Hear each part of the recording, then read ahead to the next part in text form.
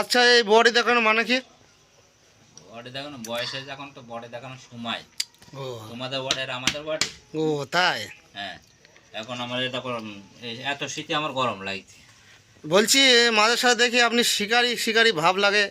এই শিকারি মনে করেন যে সেকালে ছিল শিকারে মানাছিল, এখন আর মাঠে নেই তো বাল শিকারে মানাবে। এই দোকানটা বয়স কত, আপনার বয়স কত? আমার বয়স হলো তোমার 58। আমার বয়স দোকানের বয়স হয়তো 42।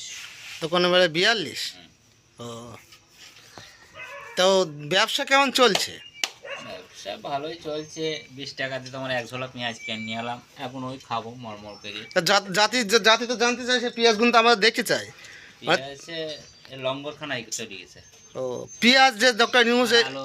না ডক্টর নিউজে পেঁয়াজ গুনতে আপনাদের এই সুযোগ সুযোগিতা করে দিয়েছে, আপনাদের কেমন লাগছে এখন? আমরা খুব খুশি, এই এই সরকার থাকলে আমরা খুব ভালো আছি। খুব ভালো আছে। ধরো আলু 100 টাকায় 5-7 কেজি 8 কেজি, পেঁয়াজ তোমার 25 টাকা 20 টাকা কেজি।